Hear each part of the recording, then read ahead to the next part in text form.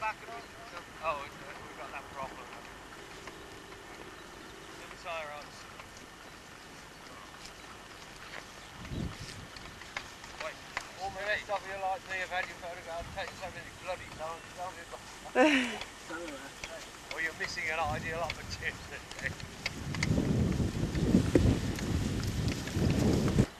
Folks are falls of me.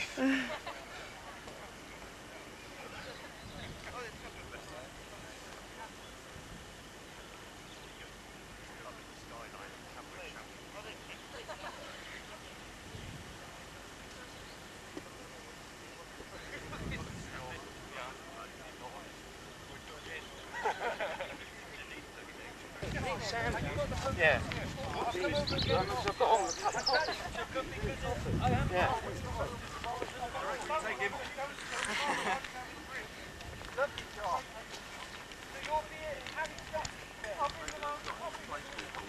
Somewhere they're just waiting to break out of their saddlebags,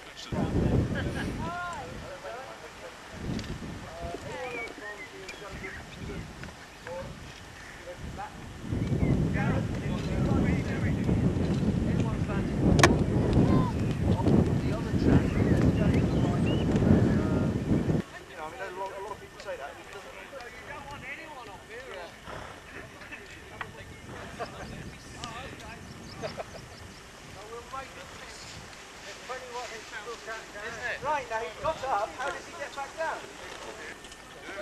If this doesn't make the front page of the bloody Sun, nothing will. Good girl, good girl. Good girl, keep your back, keep your back. Just in case. Keep your back in, girl, good girl. Good girl, head up, head up, head up, come on. Come on, that's it. Go on, you're gonna rip. Hold on, Bess. Hold.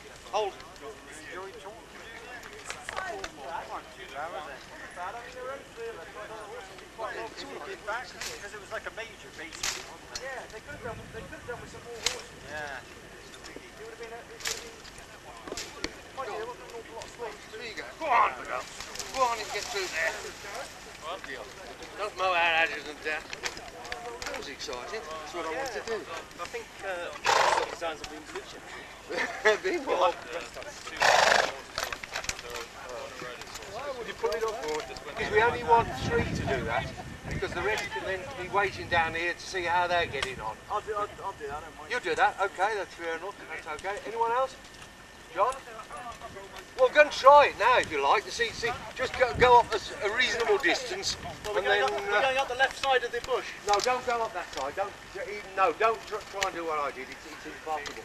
I promise I'll help Just you back onto your horse. yeah, that's right. Go forward a bit, John.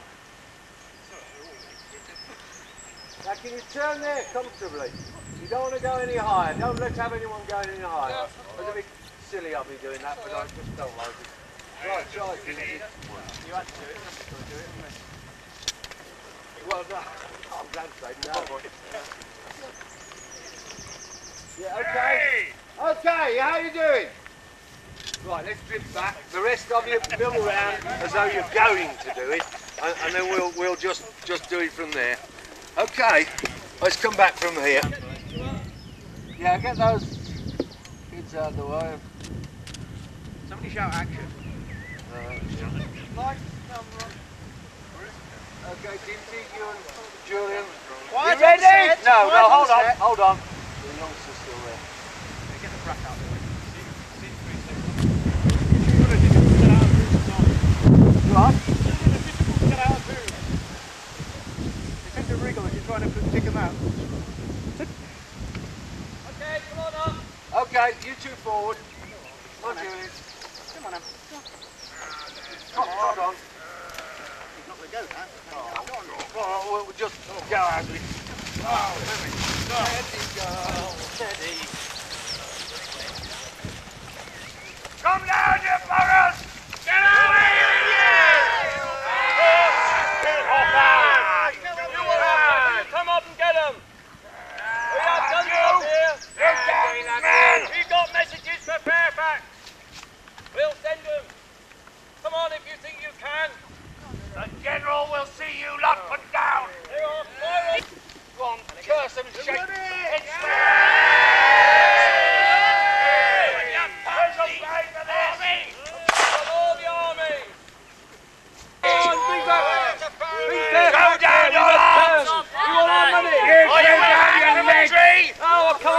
shoot that man! Curse you! Come up here and fight. We'll come down to you then. your General Fairfax! You bring him here with his pot of money. Line across. You owe us. We want... Right. Are we finished? Yeah. While you're here, I pop at the top. It's lovely up the top. Fill your head. But while you're halfway up, you might as well go up the other bit. It's worth seeing. Oh, yeah, may as well. Right. I'm just extinguishing my match. Conservation area, this is, you know.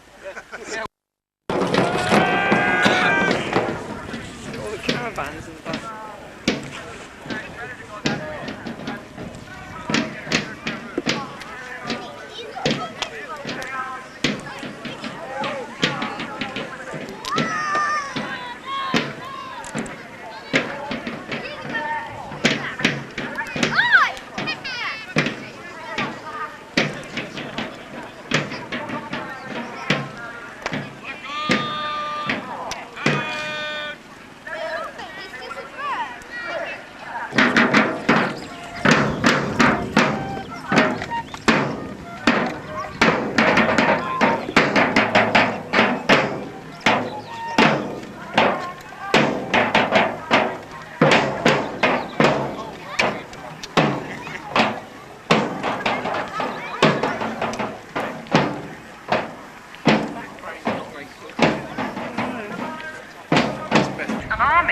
They started off, or they gathered numbers of 9,000 or 10,000 strong as the parliamentarian army moved into this part of the country. But they dwindled. A few of them had an encounter with Oliver Cromwell and Fairfax, and they...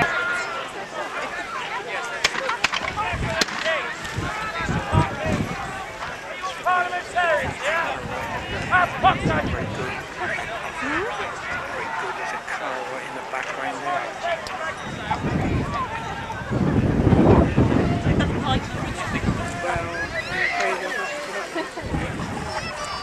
And now here is Cromwell's force pushing up the hill. In fact, he sent a couple of messages. Both of these messengers were repulsed. They were dismissed summarily. They weren't even willing to talk to them. And so Cromwell had to actually send his men up the hill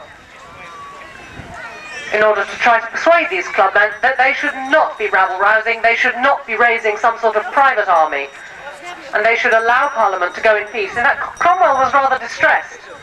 He was a very fair man, and he was rather distressed at the fact that all these ordinary local people thought that Parliament was going to do them harm, because under Cromwell, he had no intentions that the parliamentarian army should plunder and loot and do any harm to the country folk through whose land. Daring them, have a go at us. We know our rights. We're not letting you have our land. We're not letting you have our crops. We'll give you a battle if you want one.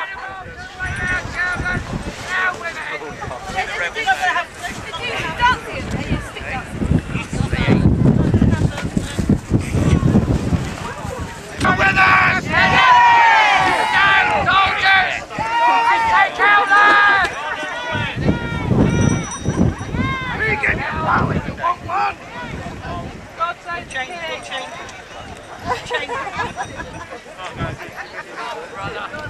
Get off our land! Have you landed this part? Have you seen what Parliament has done to you? Have you seen what the Roundheads have done to you? Soldiers, all of you!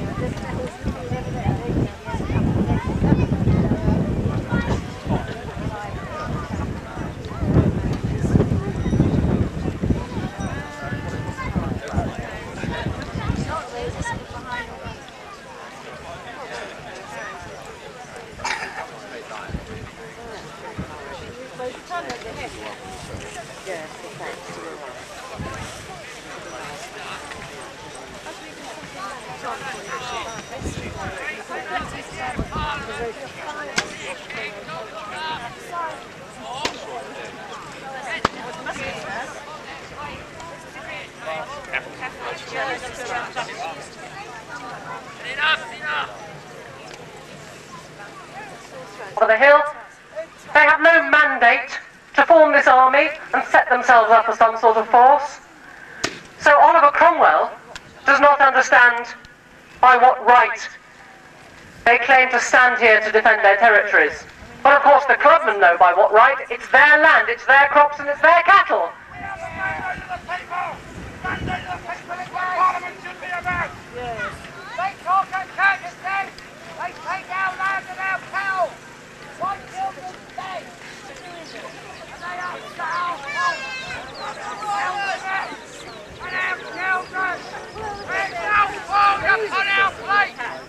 Because of these scum from Parliament and these men of the king. They do us no good. They come in our land. They are to stay with their damn children. Don't care about folk like us. That's what they were like. We're all scum, Jason. They're scum.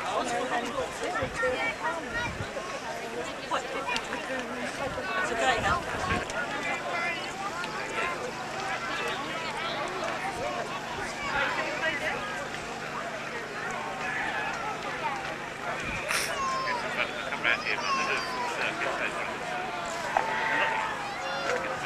Now, while, as I said, if we were up on the top of Hambledon Hill, the cavalry couldn't make this sort of assault, they are now able to show you what they can do, and they are able to enjoy using the strength of the cavalry to make an assault on flat land.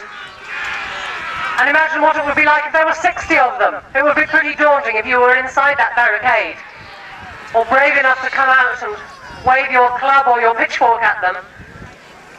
To have a great mass of cavalry charging down on you would be pretty frightening, but they've held their nerve this time.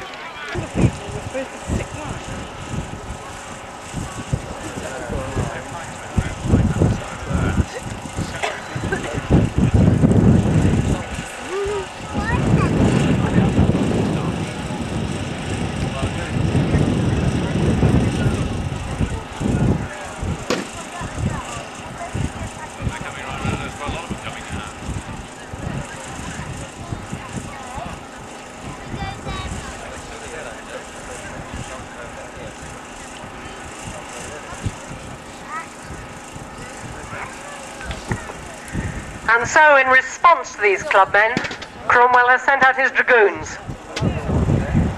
These dismounted, the shot would lose momentum and not do much damage beyond a bit of bruising perhaps. So it had to be fairly close range, and it had to be used in mass. You had to use a whole flock of musket at a time because of its inaccuracy. They didn't have the sort of fine-tuned engineering that we have today, where your bullet would fit exactly the barrel of your gun. You had a roughly manufactured barrel with imperfections in it, so you would ram home your shot down the barrel. You would fire your powder, which would ignite your charge, and this shot would come hurtling out of the barrel, ricocheting off the imperfections in the barrel, and shooting out at goodness knows what direction. So you could not be sure that you would hit a man that you were aiming at, but if there are 20 of you, a front of 20 or 30 of you, then you could be pretty sure you would hit, and then use that mass strength of the musket block in order to present a dense front and do some serious damage at close range.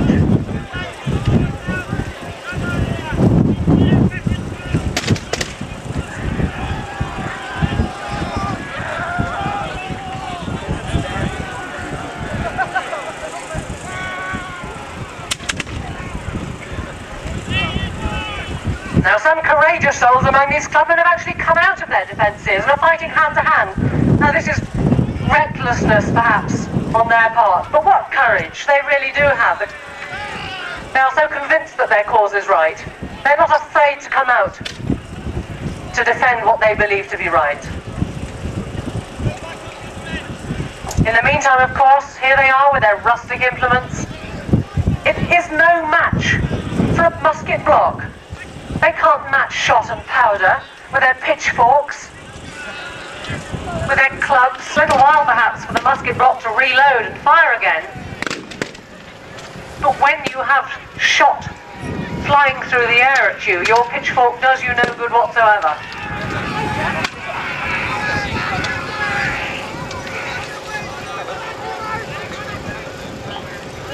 And the clubmen begin to realise that they are beaten. They've had it. This was a very unwise, foolhardy show of strength. And it has only taken a few volleys from the dragoons to show the clubmen that they were misguided and reckless, and they are hurtling pell-mell back down the hill to save their own skins. And indeed, in that church.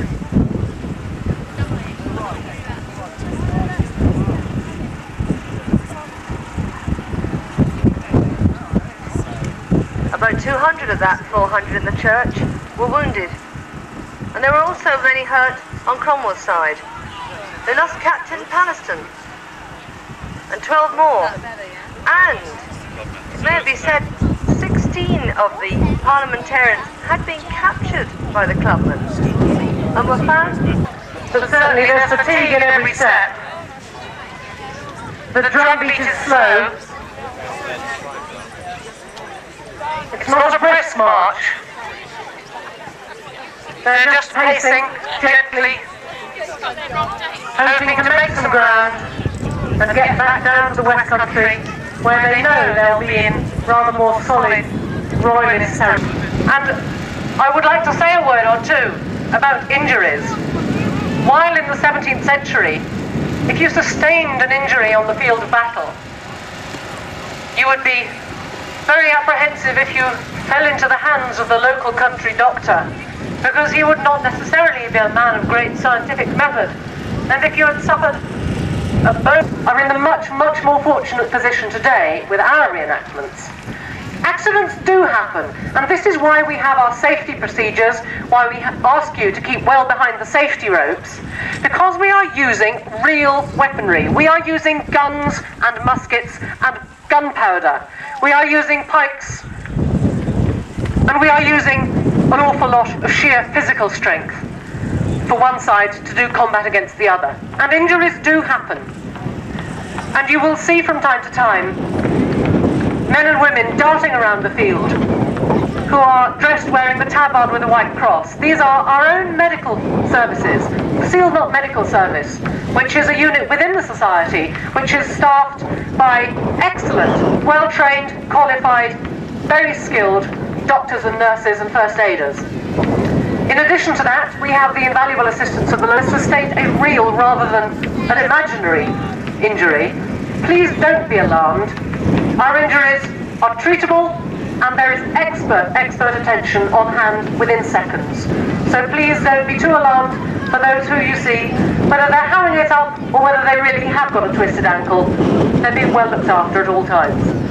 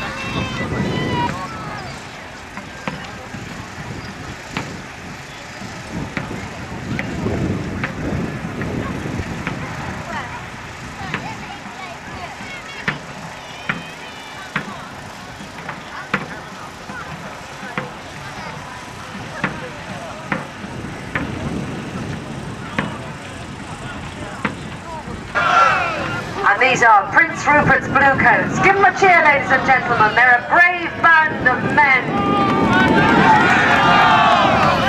Rupert's Bluecoats, courageous to fight under Prince Rupert, the nephew of King Charles I. A young man who, with courage and sometimes a little lack of thinking, would charge through anything, anywhere, and his men would follow with such loyalty and courage.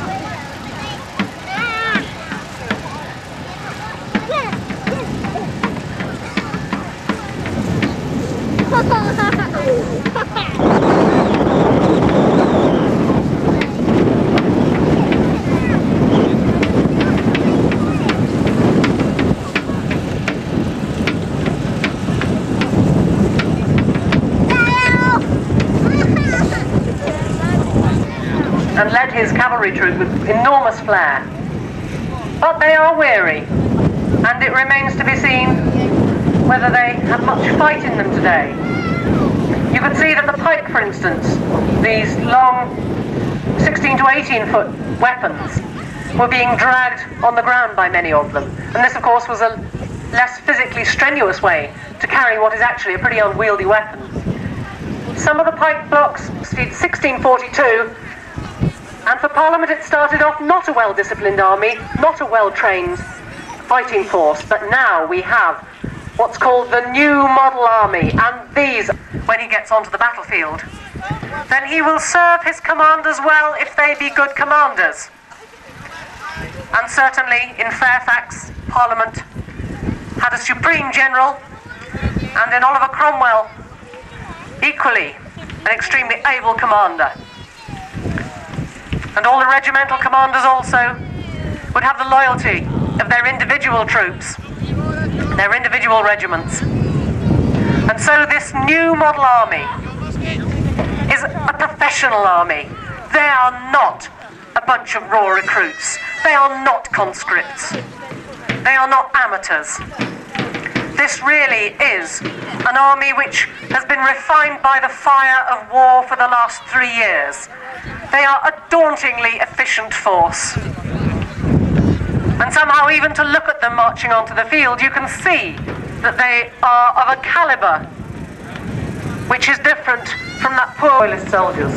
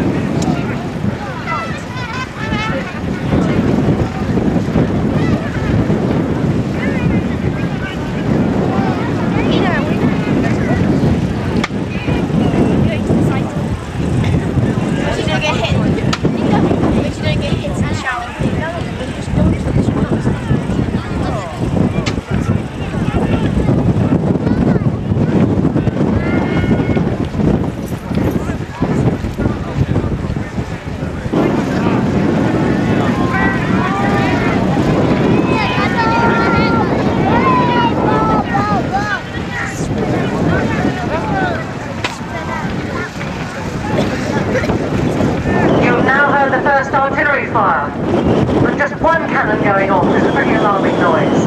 I can assure you, you're going to hear a much louder racket than that when several of them are ready to fire simultaneously. We've also had some cavalry clashes. Also, this begins to give you an idea of how the force is being rather caught unawares. Also, you note, it takes time. It's taken 20 minutes for these forces to be arrayed on the field. Warfare is not an instant business in the 17th century. It takes time to maneuver your troops. You cannot ask men who are carrying 18-foot pikes to run across the field. They can march slowly. If you ask them to run, they will be exhausted by the time they get there. And they cannot run bearing these weapons. You cannot expect your artillery to charge around them. It takes up to 30 separate different commands if you're going through the full reloading procedure in order to go from having loosed off one shot to cleaning out your barrel, repriming, reloading and being ready to fire the next shot. It all takes time. It's as if war is happening in slow motion.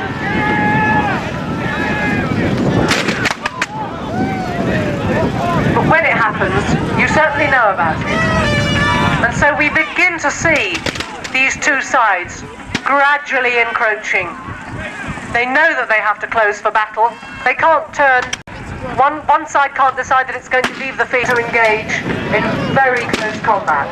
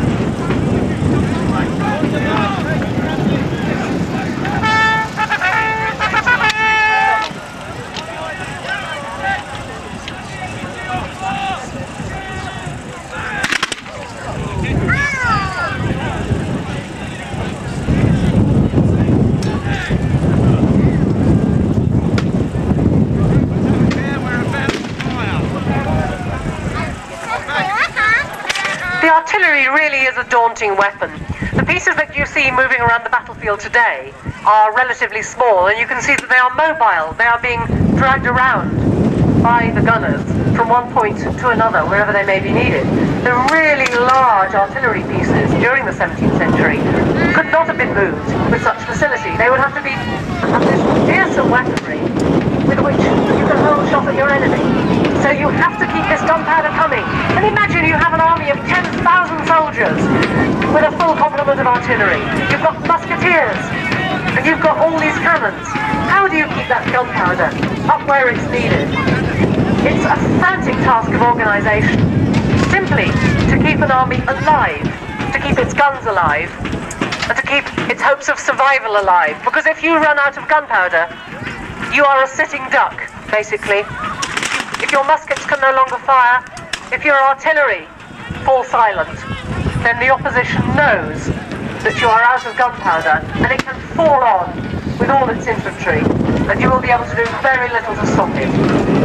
So, the presence, the continual supply of gunpowder must have been a perennial headache for those who are responsible for making sure.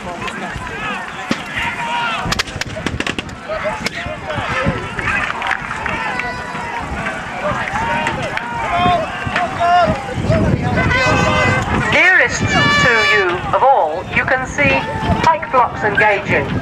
The pike was a very unusual, very odd weapon, 16 to 18 feet in length, and tipped with a razor-sharp metal blade. And the point of your pike would be aimed at the chest of the man opposite to you, and you would hope to push back or skewer your opponent before he could get near enough to do his worst to you. We use another formation, which is just breaking apart now, which we call a wigwam or a porcupine, which isn't strictly authentic, but which gives you an indication of the physical strength involved in this kind of encounter, and in the tactic which is so important, gaining ground and pushing back the opposition. Now, right in front of you, they are coming in at point of fight, with the points levelled horizontally. Now was the focus of intense regimental pride. And it was the strongest and the most resolute and the most dedicated soldiers whom you would entrust with your standard. Because to lose your standard would be the greatest disgrace for your regiment. To allow the enemy to capture your standard. Consequently, the defence of this standard was only entrusted to the most resolute. And it was an act of defiance to come out to the front, flourishing it as they are now. Or as if they're saying, here we are, we dare you to come and get us, we dare you to capture this standard, because we know you can't.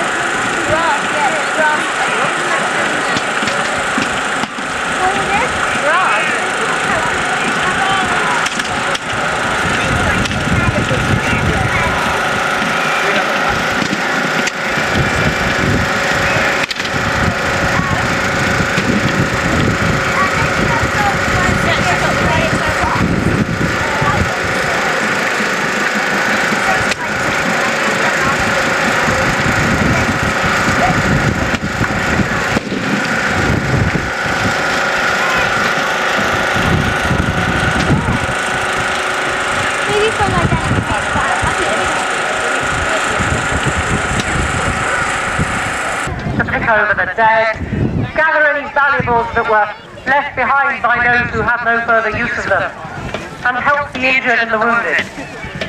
However, as far as our reenactment is concerned, we need our baggage right here, right behind the soldiers.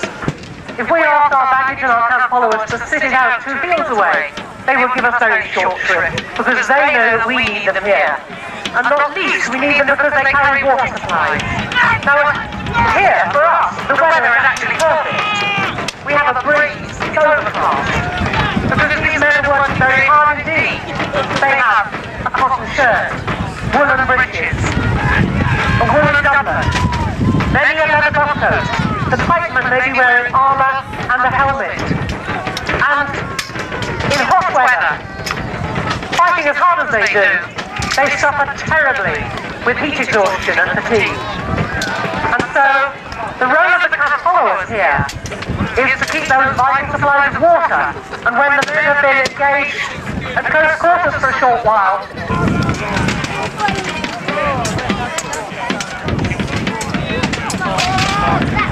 now you can see this confrontation developing.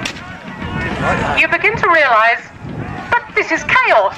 When the armies were all lined up, with the royalists on the left and the parliamentarians on the right, you could see who was who and what was what. But this is the voices of the people who are on your side. Now, this confusion, of course, could be turned to your advantage if you were an officer, because it didn't take but a second. If you happen to think, well, my side's getting the worst of this, I'm in a bit of trouble here, to throw down your sash of one colour, perhaps pilfer one from the dead body of an officer on the opposing side, and pass yourself off through enemy lines